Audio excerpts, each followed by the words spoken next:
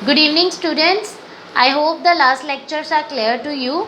So today we are going to start our next topic, that is nutrition in plants. So जैसे कि हम बचपन से ही पहले पढ़ते आ रहे हैं कि जो प्लांट्स होते हैं वो अपना फूड खुद प्रिपेयर करते हैं। तो आज के हम अपने लेक्चर में पढ़ेंगे कि ये जो प्लांट्स है ये अपना फूड कैसे प्रिपेयर करते हैं, किस तरह से इसका मैकेनिज़्म होता है और कौन से फैक्टर हैं जो फोटोसिंथेसिस को इन्फ्लुएंस करते हैं। So starting with the autotrophs, green plants are autotrophic. अब ऑटोट्रॉफिक का क्या मतलब है? They prepare their own food, so they synthesize their own food by the process of photosynthesis. अब जैसे कि हमने पहले भी पढ़ा है कि फोटोसिंथेसिस जो प्रोसेस होता है इसके थ्रू प्लांट अपना फूड खुद बनाते हैं। अब फोटोसिंथेसिस में के लिए 4 मेन चीज़ें ज़रूरी होती है, that is carbon dioxide, water, solar energy and chlorophyll. अब ये जो कार्बन डाइऑक्साइड, वाटर है, ये अलग अलग तरीके से प्लांट के लीफ सेल्स में पहुंचता है सो दैट वहाँ पे फोटोसिंथेसिस हो सके। So it is the process by which green plant synthesize organic food, that is carbohydrate from carbon dioxide and water using solar energy by chlorophyll pigment. अब होता क्या है कि कार्बन डाइऑक्साइड एटमॉस्फेयर से मिलती है प्लांट को, वाटर जो है वो रूट्स के थ्रू मिलता है थ्रू डिफ्यूजन। आगे हम देखेंगे कि किस किस प्रोसेस से कार्बन डाइऑक्साइड, वाटर जो है या फिर सोलर एनर्जी है वो कैप्चर होती है। तो ये क्या करेंगे, ये मिलके बना देंगे हमारे पास कार्बोहाइड्रेट। अब ये जो कार्बोहाइड्रेट है जो प्लांट बनाते हैं during photosynthesis, that is glucose, the simplest form of carbohydrate. अब ये जो ग्लूकोज होता है, जितना अब प्लांट की लाइफ प्रोसेसेस भी होती हैं, अब प्लांट ने भी रिस्पायर करना है, तो ये ग्लूकोज से हमें पता है कि in this energy is stored. तो ग्लूकोज में एनर्जी स्टोर्ड होती है, केमिकल एनर्जी। सो ये जो ग्लूकोज है ये प्लांट अपने लाइफ प्रोसेसेस में भी यूज़ करता है। अब जो अगर एक्सेस में ग्लूकोज बन रहा है तो वो glucose in the form of starch की फॉर्म में प्लांट के अलग अलग पार्ट में स्टोर हो जाता है। अब लाइकवाइज जैसे हमारी बॉडी है ह्यूमन की, हमारे ब्लड में भी ग्लूकोज का लेवल होता है। तो जितना हमारी बॉडी के लिए ग्लूकोज का लेवल चाहिए यूज़अप होने के लिए, एनर्जी के लिए, उतना वो हमारे ब्लड में रहता है। एक्सेस में जो ग्लूकोज होता है वो ग्लाइकोजन की फॉर्म में हमारे मसल सेल्स में या हमारे लिवर सेल में स्टोर हो जाता है। तो उसी तरीके से प्लांट में जो एक्सेस में ग्लूकोज होता है वो स्टार्च की फॉर्म में। रिमेंबर दैट जो हमारा एनटीएससी के क्वेश्चंस होते हैं कई बार, उनमें ये आ जाता है कि प्लांट में जो एक्सेस में शुगर है वो किस फॉर्म में स्टोर होती है। सो प्लांट में वो स्टार्च की फॉर्म में स्टोर होती है और ह्यूमन में वो ग्लाइकोजन की फॉर्म में स्टोर होती है। सो यहाँ पे अब हमने प्लांट्स के बारे में पढ़ रहे हैं। So we are dealing with the storage in plants, so it is in the form of starch. So then हमारे पास आ जाता है इम्पॉर्टेंस ऑफ फोटोसिंथेसिस। यहाँ पे एक पॉइंट है, 90% of total photosynthesis is carried out by hydrophytes. अब ये जो प्लांट्स होते हैं ये भी डिफरेंट काइंड के होते हैं। जैसे यहाँ पे मैंने लिखा है ज़ीरोफाइट्स होते हैं, मीज़ोफाइट्स होते हैं, हाइड्रोफाइट्स होते हैं। सो सबसे पहले हम देखते हैं ज़ीरोफाइट वो प्लांट होते हैं जहाँ पे भी वर्ड ज़ीरो आता है या ज़िरिक आता है, इसका मतलब है in dry and arid condition. तो जो बहुत ड्राई कंडीशंस में प्लांट होते हैं उन्हें हम बोलते हैं ज़ीरोफाइट। तो इनके सर्वाइवल के लिए इन्हें बहुत कम पानी की ज़रूरत होती है। जैसे हम डेजर्ट प्लांट की बात कर लें तो उन्हें हम बोलते हैं ज़ीरोफाइट। मीज़ोफाइट्स वो प्लांट होते हैं जिन्हें इंटरमीडिएट या मॉडरेट अमाउंट ऑफ वाटर की ज़रूरत होती है for their proper growth. And hydrophytes, the word hydro means water, ये वाटर प्लांट होते हैं जिन्हें अपनी ग्रोथ के लिए या जो बहुत ज़्यादा जिनको वाटर का कंटेंट चाहिए होता है उन्हें हम बोलते हैं हाइड्रोफाइट। तो कहते हैं कि 90% जो टोटल फोटोसिंथेसिस है वो हाइड्रोफाइट्स में होती है। So then what is the importance of photosynthesis. अब ये जो फोटोसिंथेसिस का प्रोसेस है इसके क्या क्या सिग्निफिकेंस है, क्या इंपॉर्टेंस है। तो जैसे हमें पहले भी हमने पढ़ा है कि 2 तरह के मेटाबॉलिक प्रोसेसेस होते हैं, एक होता है एनाबॉलिक, एक होता है कैटाबॉलिक। तो जो फोटोसिंथेसिस है दिस इज़ एनाबॉलिक प्रोसेस। अब एनाबॉलिक प्रोसेस का क्या मतलब है, it is constructive way, means इसमें क्या हो रहा है कि कुछ नई चीज़ सिंपल से कॉम्प्लेक्स बन रही है। जैसे हमें पता है carbon dioxide and water, these are the simple molecules और सिंपल सब्सटेंस, तो इससे कॉम्प्लेक्स ऑर्गेनिक फूड बन रहा है। So this is a anabolic process. अब ये जो एनाबॉलिक प्रोसेस है this is for providing food supply to to the living organism.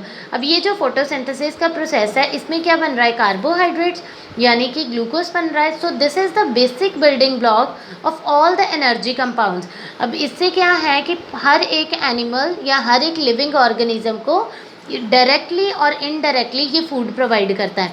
अब जो तो प्लांट्स खाते हैं, हर्बीवोर्स हैं, उन्हें तो डायरेक्टली एक सोर्स ऑफ एनर्जी मिल रहा है, और जो कार्निवोर है उन्हें इनडायरेक्टली, बिकॉज इनडायरेक्टली जो ओवरऑल एनर्जी है, क्योंकि ऑर्गेनिक फूड प्लांट्स बना रहे हैं, तो वो कहाँ से आ रही है, प्लांट से आ रही है। सो सेकेंड इसकी इंपॉर्टेंस है, it purifiers the atmospheric air.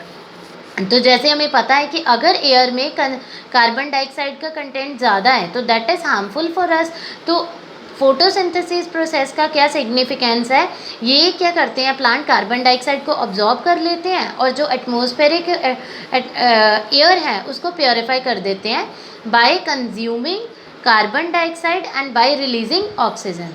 So overall जो फोटोसिंथेसिस की इक्वेशन है, सो पहले बुक्स में क्या है वहाँ पे लिखा होता है, अब ये रिसेंटली इसको चेंज भी किया है, ऐसे कार्बन डाइऑक्साइड वाटर, तो ये हम लिखते थे ग्लूकोज प्लस ऑक्सीजन, राइट। अब क्या है कि जैसे जैसे रिसर्च के थ्रू ये भी पता चला कि जब एंड प्रोडक्ट में देखें, जब पूरी की पूरी फोटोसिंथेसिस का प्रोसेस होता है तो एंड प्रोडक्ट में वाटर भी बनता है। तो इसे बैलेंस करने के लिए हम पूरी इक्वेशन ऐसे लिखते हैं, 6 molecules of carbon dioxide plus 12 molecules of water. तो ये जब कंबाइन करेंगे, क्लोरोफिल है, क्लोरोफिल ने जब सनलाइट को कैप्चर करा तो ये बना देगा glucose, that is organic food, plus water molecules की निकलेंगे और साथ में ऑक्सीजन प्रोड्यूस होगी। So site of photosynthesis. अब ये जो फोटोसिंथेसिस है ये कहाँ पे होती है, जैसे कि आपको पता है cells are the building block. अब सेल, चाहे प्लांट का लीफ है तो लीफ भी जो है वो सेल्स के बने हुए हैं। अब सेल्स में भी हर एक सेल के अंदर नंबर ऑफ ऑर्गेनेलीज होती हैं, उसमें एक ऑर्गेनेली आती है प्लास्टिड। तो 9th और 8th क्लास में आपने डिफरेंट काइंड के प्लास्टिड पढ़े हैं, that is chloroplast, chromoplast and leucoplast. तो क्लोरोप्लास्ट होता है जिसमें ग्रीन पिगमेंट होती है chlorophyll, which is responsible for providing the green colour to plants. अब जो क्रोमोप्लास्ट होते हैं they provide other colour rather than और एक्सेप्ट ग्रीन, ग्रीन के अलावा क्रोमोप्लास्ट हर एक कलर प्रोवाइड करता है। देन थर्ड वन हमारे पास प्लास्टिड होता है ल्यूकोप्लास्ट। अब ल्यूकोप्लास्ट जो होते हैं they are colourless but they store food. अब जो स्टार्च एक्सेस में हमने पढ़ा है ना कि जो स्टार्च की फॉर्म में स्टोर हो जाता है, तो वो कहाँ पे स्टोर होते हैं, इन द ल्यूकोप्लास्ट। तो ये एज अ ल्यूकोप्लास्ट जो है वो स्टोरेज का काम भी करता है। तो सेल के अंदर हमारे पास जो ग्रीन प्लास्टिड है क्लोरोप्लास्ट, वहाँ पे फोटोसिंथेसिस होती है। अब जो क्लोरोप्लास्ट है इसे हम किचन ऑफ द सेल भी कहते हैं। So then we have the requirement for photosynthesis which I have discussed earlier also. So we need 4 basic things, that is sunlight, photosynthetic pigment that is chlorophyll, carbon dioxide and water. अब जो sunlight है this is an electromagnetic spectrum. अब electromagnetic spectrum का क्या मतलब है कि sunlight जो है वो नंबर ऑफ इलेक्ट्रोमैग्नेटिक रेज से बनी हुई है। तो ये जो स्पेक्ट्रम है इलेक्ट्रोमैग्नेटिक, ये आप फिज़िक्स में पढ़ोगे फुल डिटेल में, बेदी सर आपको पढ़ाएंगे। So here you just need to know कि सनलाइट जो है that is electromagnetic spectrum, that means कि इसमें नंबर ऑफ इलेक्ट्रोमैग्नेटिक रेडिएशंस है which are of different wavelength and different frequency. So photosynthetic pigment जो होती है इट ऑब्जॉर्ब ओनली विजिबल और वाइट लाइट। अब जो फोटोसिंथेटिक पिगमेंट है दैट इज़ क्लोरोफिल, तो क्लोरोफिल ने सिर्फ क्या करना है कि जो विजिबल लाइट है या वाइट लाइट है उसे ऑब्जॉर्ब करना है for the process of photosynthesis. Then we have one definition that is compensation point.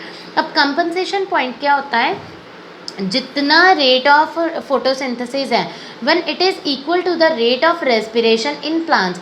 अब जैसे प्लांट में फोटोसिंथेसिस हो रही है तो फोटोसिंथेसिस में प्लांट कार्बन डाइऑक्साइड यूज़ कर रहा है, तो रेस्पिरेशन प्लांट में हो रही है, तो रेस्पिरेशन तो सेम प्रोसेस है, चाहे वो प्लांट्स में हो चाहे वो एनिमल्स में हो, मीन्स उसने कार्बन डाइऑक्साइड रिलीज़ करनी है और ऑक्सीजन ऑब्जॉर्ब करनी है, ठीक है। अब क्या है, अगर तो फोटोसिंथेसिस में जैसे प्लांट क्या कर रहे हैं, कार्बन डाइऑक्साइड को ऑब्जॉर्ब कर रहे हैं। अगर रेट ऑफ फोटोसिंथेसिस मीन्स जितना प्लांट कार्बन डाइऑक्साइड फोटोसिंथेसिस के लिए ऑब्जॉर्ब कर रहा है, उतना ही वो कार्बन डाइऑक्साइड रेस्पिरेशन के थ्रू रिलीज कर रहा है। This is known as the compensation point. So the density of light at which, अब डेंसिटी ऑफ लाइट मीन्स कि कितनी इंटेंसिटी है लाइट की जिसपे जो amount of carbon dioxide use during photosynthesis ये इक्वल हो जाता है amount of carbon dioxide release during respiration by plant. इसे हम बोलते हैं कंपनसेशन पॉइंट। सो बेसिकली इसका मतलब है कि जितनी कार्बन डाइऑक्साइड लेना उतना ही छोड़ना। सो फोटोसिंथेसिस के थ्रू प्लांट ने कार्बन डाइऑक्साइड लेनी है, रेस्पिरेशन के थ्रू उसने रिलीज करनी है। सो पूरी के पूरा जो कार्बन डाइऑक्साइड है ये कंपनसेट हो रही है, that's why it is known as compensation point.